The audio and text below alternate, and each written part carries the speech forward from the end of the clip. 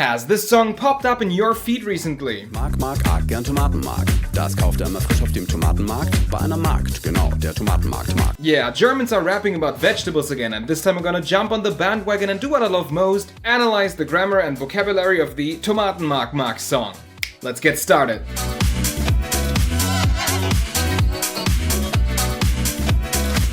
Before we jump into the first verse, a little heads up for y'all. German sentence structure is usually very strict about verb positioning. However, in music and poetry we have much more freedom and can basically do whatever the heck we want. Keep that in mind while we analyze the song. The minimum required level for this exercise is A2. Los geht's!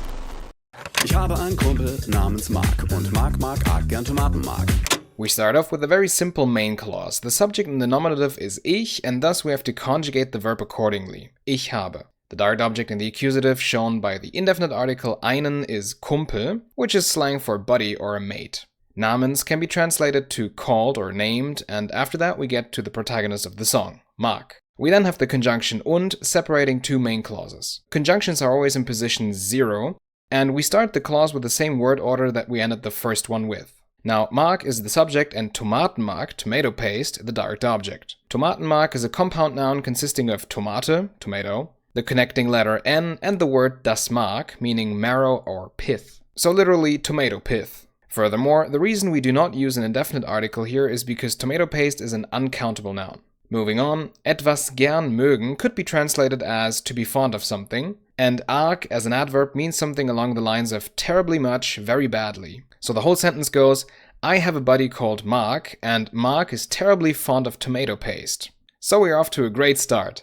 Das kauft immer frisch auf dem Tomatenmarkt. Bei einer Markt, genau, der Tomatenmark-Mark. The next phrase begins with das, that, however not as the subject but the object in the accusative case. We can determine this by looking at the word he. That's the subject. And then it's also clear that he buys it, the tomato paste. Then we have a lot of TKMolo, which is an abbreviation for temporal, causal, modal, local, and basically determines the word order of additional information on German. When, why, how, and where. We have three parts of this sequence here. When, immer, always. How, frisch, freshly. Where, at the tomato market. Auf literally means on, and we use it for enclosed places such as der Markt, market, die Post, post office, or der Platz, town square. If auf is used to mark, no pun intended here, a location, it requires the dative case. Markt is male, so that's why we have auf dem Tomatenmarkt. Bodo continues by saying who Mark got the tomato paste from, using the preposition bei. Bei can be a bit tricky to translate to English, but in this context it means from, as in to buy something from somebody. This preposition always uses the dative case, and the following noun markt is female, which is why we use eine. Markt is an older word and the predecessor of das Mädchen, and one of its translations is handmade. But since we're talking about markets, I'd rather translate it to farm girl. Genau means exactly, but we could also say right here. And we do what Germans do best and compound the heck out of nouns. So the second verse goes like this. That, the tomato paste, is what he always buys fresh at the tomato market from a farm girl, right, the tomato paste farm girl. Sorry, quick timeout. I accidentally said tomato paste farm girl when I was recording the video, and I kept repeating that mistake. What I should have said would be tomato market farm girl. Anyway, let's continue with the video. Da der Mark so gerne Tomatenmark nennt man ihn auf dem Markt schon Tomatenmark-Mark. Marti moves on with the adverbial conjunction da, meaning since. However, not in a temporal but causal sense, as in because. I also like to call these adverbial conjunctions indicators because they indicate a subordinate clause which then results in the verb jumping from the second position to the end of the clause. This happens in all subordinate clauses regardless of what indicator is being used. Here the verb mögen again, in its third person singular form, and the subject is Mark.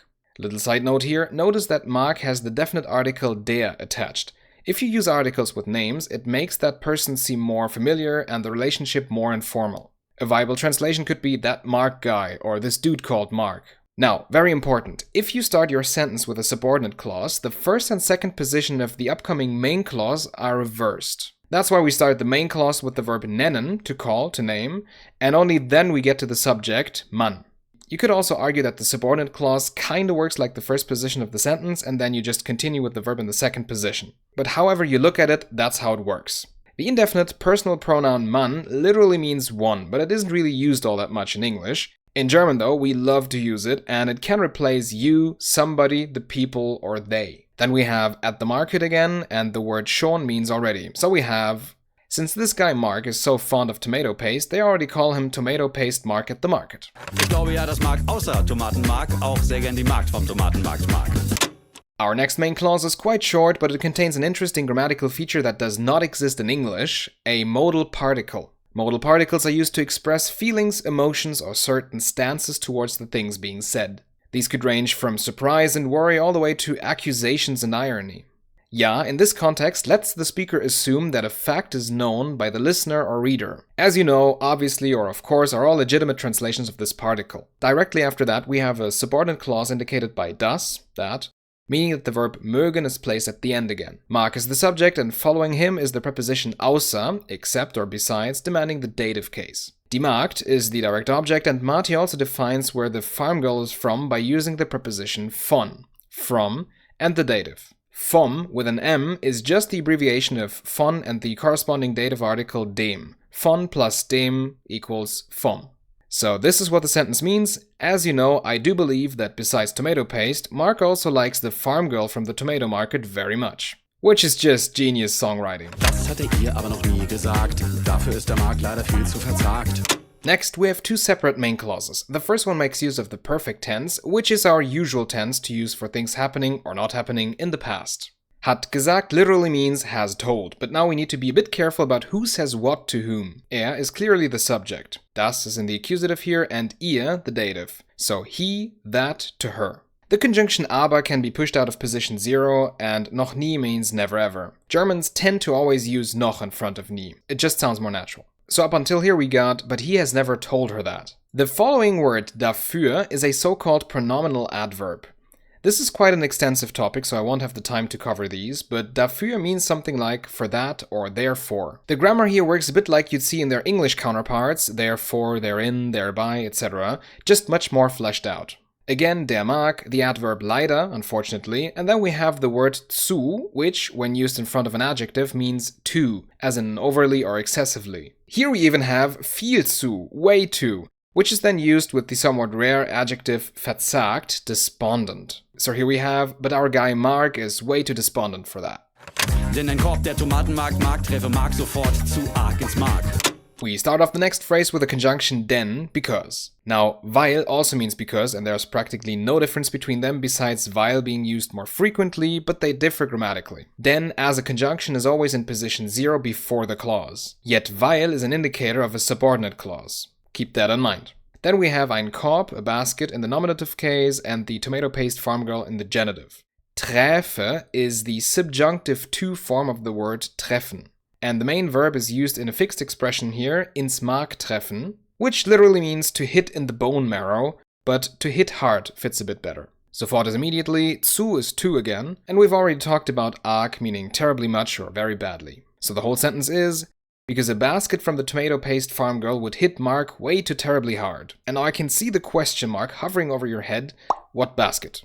Well, einen Korb geben, to give a basket, is an expression meaning to turn somebody down, to reject their romantic advances. And this is what's being said here. The real sentence is, because rejection from the tomato paste farm girl would hit Mark way too terribly hard. Was der Tomatenmark-Mark nicht weiß, auch die Tomatenmark-Mark findet. Mark heiß. Bodo continues with a pretty easy yet grammatically weird verse. The question word and indicator was, what, demands the subordinate clause, and the verb wissen, to know, is in the last position. Finden, to find, is commonly used within the meaning of to find something to be plus an adjective in German, so here to find somebody hot or to think that somebody is hot, with Mark in the accusative. So we have, what tomato paste Mark doesn't know, also tomato paste farm girl thinks he's hot.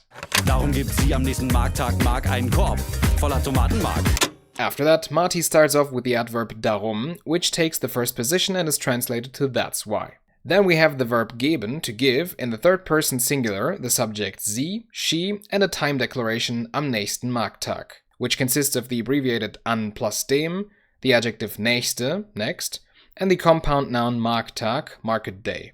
Tag is a male noun, and the preposition an demands the dative when talking about days. That's why the article is dem and the adjective ending en. Mark is the receiver, so he's in the dative case, and the basket is the thing being given, so accusative. I also appreciate the wordplay with basket here again. We then have the preposition voller, meaning full of, and usually the genitive, But Tomatenmark is uncountable, so we don't use any articles here. The whole sentence translates to, that's why she gives Mark a basket full of tomato paste on the next market day. Sie sagt es nicht mit Worten, sie sagt es mit Taten. Sie sagt es genauer gesagt mit Tomaten. The next 3 sentences start the exact same way with sie sagt es, she says it. We then have the negation nicht, not, and the preposition mit demanding the dative case. The dative object is Worten, words, which we can also identify by the suffix n. Das Wort, word, in German has 2 plural forms, Wörter and Worte. Wörter refers to words as lexical units, while Worte is more about the words used by the speaker and their impact on the listener. After the second sie sagt es, we also have a dative object, Taten, meaning actions. However, here the n is not suffixed, but rather part of the root plural form, die Tat, die Taten. After the third repetition, we have the passive participle of the word sagen, gesagt, said, preceded by the comparative form of genau, which is genauer, more precise, more exact. You can always identify a comparative by the suffix er at the end of an adjective. So the whole sentence goes, she doesn't say it with words, she says it with actions. She says it, to be more precise, with tomatoes. Was hat die Tomatenmark-Mark nochmal gesagt? Na, dass sie den Tomatenmark-Mark mag. After that, we have an open question indicated by the question word was in the accusative. The question word is always in position 0 and the verb is placed in the first bracket. Since we have the perfect tense here, the main verb goes to the end. Most words are already repeating by now. The only new one is nochmal, which is a colloquial version of noch einmal, meaning again or once again. We then have the difficult to translate interjection na, which in this context makes the upcoming phrase sound more logical. Yeah, this word is no joke. Then a subordinate clause indicated by das and thus the verb mag at the end. So here we've got, what did the tomato paste farm girl say again? Well, that she likes this tomato paste Mark. Seitdem kocht Mark jeden Tag seiner Magd. Leckere Pasta mit Tomatenmark. Stark. Here we have the adverb seitdem, ever since, in the first position, followed by the verb kochen, to cook, in the third person singular. Jeden Tag is the time declaration with jeden in the accusative male form. Seiner Magd, his farm girl, is the dative object, and leckere Pasta, tasty pasta, is the accusative object, since it's the thing being cooked. Then we have the preposition mit and tomato paste again. The word stark at the end usually means strong, but as an interjection it could be translated as great or awesome. A little side note for you Zoomers watching out there, if you want natural German slang of your age group, don't use stark for awesome. That's more of a millennial Gen X thing. You can use krass instead, which is used by us millennials as well and is way more common. The whole sentence is, ever since Mark has been cooking tasty pasta for his farm girl every day, great. Wo andere Männer durchfallen, durchs Raster da Pasta mag, da die Magd Pasta mag. Here we have a subordinate clause indicated by wo, where, placing the separable verb durchfallen at the end. Durchfallen has 2 meanings. First, to fail, as in to not pass, and second, to fall through. Andere Männer are other men. So up until here it could be where other men fail. However, Marti then continues with the clause, which is usually ungrammatical, but here it adds the effect of the expression durch das Raster fallen, which means to fall through the cracks. Durchs is a very colloquial abbreviation of the preposition durch, through, requiring the accusative case and the article das. Ein Raster is grid or raster, so the expression literally means to fall through the grid. Then we have the little word da, meaning there, as in this situation. Passt comes from passen, to fit, to suit, and then we have another subordinate clause indicated by da. Again, Mark is at the end, so we got, where other men fall through the cracks, there this dude Marks fits in, since the farm girl likes pasta. A bit wild, but okay. Für Pasta verprasster, krass für Zaster. Pflegt und entwegt sein Pasta-Laster. Oh my god, slang. Alright, für Pasta should be pretty clear. Verprassen is one of the many translations for to blow money, here with the connotation in vain or for nothing. As the subject, krass as an adverb means extremely and it modifies viel Zaster. Zaster is a slang word for money, something like bucks or bills. In the next line, the verb pflegen, usually to care for somebody, can also be affectionately used for machines. Pflegen requires the accusative, which would be sein Pastalaster, his pasta truck. The adverb unentwegt translates to incessantly. So, for pasta he blows through a whole lot of bills, he incessantly cares for his pasta truck. Pasta hat Mark fast ein ganzes Fass da. Und was daraus macht, ist krass und fassbar. For the next line, let's begin with the separable verb da haben, to have something in stock or at hand. It demands the accusative for the measurement and the preposition von for the object measured. The thing Mark has at hand is fast ein ganzes Fass, almost a whole barrel. It is das Fass, so ganz takes the accusative neuter ending. Is actually how we pronounce the indefinite article ein in fast colloquial speech. For example, ein Auto, ein Auto. Ein Freund, ein Freund. Ein Aufzug, ein Aufzug. The indirect object, of which Mark has a lot at hand, is pasta. We then have the conjunction und after that start off with a short subordinate clause indicated by was. Machen, to make, to do, is thus placed at the end. Daraus is another pronominal adverb meaning out of that. We continue with the main clause and the word unfassbar, unfathomable. So the whole sentence is, our guy Mark has almost a whole barrel of pasta at hand and what he makes out of it is super unfathomable. Mark ist ein Tomatenmark-Markt, Magnet, alabasterfarbene Pasta allerbester Qualität. Now that's a compound noun. Mark is a tomato, market, farm girl, magnet. After that, the preposition dank plus dative, thanks to. We then have the mineral alabaster, which we can modify by suffixing farben, colored, and adding the dative female ending. And another genitive with the superlative allerbeste, the very best, and Qualität, quality, although in English you'd rather use the verb high with quality. So we have, Mark is a tomato market, farm girl magnet, thanks to alabaster-colored pasta of the highest quality. Bei Mark und seiner Mark zeigt sich konkret, dass Liebe stark durch den Magen geht. In the last verse, Marti begins with the preposition by, which again is difficult to translate here. The reflexive verb sich zeigen means to become apparent, or more literally, to show itself, and konkret means precise. So word by word it's with or at or in Mark and his farm girl, it precisely becomes apparent, but I'll translate it more freely at the end of the explanation. We then have a subordinate clause indicated by das and the word Liebe, love, which is the subject of the idiom Liebe geht durch den Magen. The way to somebody's heart is through his or her stomach. In German, the idiom is gender unspecific and can be used for everybody, so the last phrase of the song goes, it becomes really evident in Mark and his farm girl that the way to somebody's heart is through their stomach. Alright, that's it for today guys, I hope you had a blast with this song and if anything is left unclear, don't hesitate to drop a comment. By the way, there's another super popular song from these two guys called Die Rhabarber Barbara, the Rhubarb Barbara Bar. And if you want me to analyze that one, let me know, all links are in the description. Anyway, thank you so much for watching and sticking to the end of the video. You can help this channel grow by liking and subscribing so you never miss out on a German lesson or analysis again, and I will see you very soon. Haut rein!